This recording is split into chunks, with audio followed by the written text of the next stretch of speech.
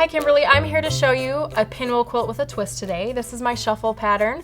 It can be made using charm packs or fat quarters, and the thing that I really love about it is you can really play with color with this quilt. The first technique that I want to show you is how to make pinwheels with spinning seams. First, we take our 5-inch squares and we place them right sides together with our background square. You're going to draw a diagonal line just right across there. I use my friction pens once again. And then what you're going to do is you're going to stitch a 1/4 inch away from from this drawn line on both sides, as you can see there. Then we will use that drawn line as a cutting line, and so once you cut those in half, you'll get 2 half square triangles that open up. You'll want to trim those down to 4.5 inches, and then you can start to make your pinwheel by arranging the blocks as you see here. I've gone ahead and I've sewn them into rows. You're going to press the seam towards the darker print, and then you'll bring them right sides together, and you can see that the seams will want to naturally nest together there in the center, but it's a little bit bulky. So what you'll do is you'll sew 1/4 inch down, and then what you're going to do is you'll have your block here, and you can see it's sort of just like this, and if you wanted to push it to either side, it's still really bulky. So what I do is I sort of tear that apart there in the center, and I just use my finger to kind of press it open. And then I take it to my ironing board and I press it so that the seams now split in towards the darker fabric. So what you're left with is a pinwheel that is perfectly flat in that center, and you can see it right there on the back.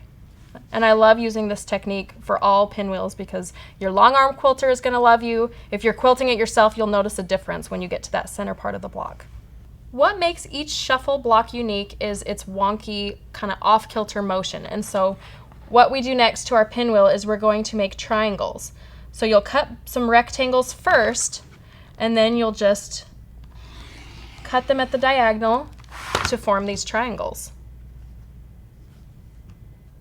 The first step is to take one of your triangles, and you're going to line it up on the top, and you're going to make sure that everything is aligned on that left side.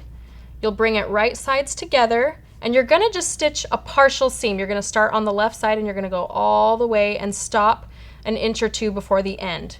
Then you will press that open just like that, and then you will rotate the block. The next step is to add another triangle. You're going to align it along that left side once again, but this time because you have this edge sewn on, you can now add this triangle right sides together and sew all the way across and press open. And then you'll just keep rotating the block. You'll add this side, and you'll add the last side.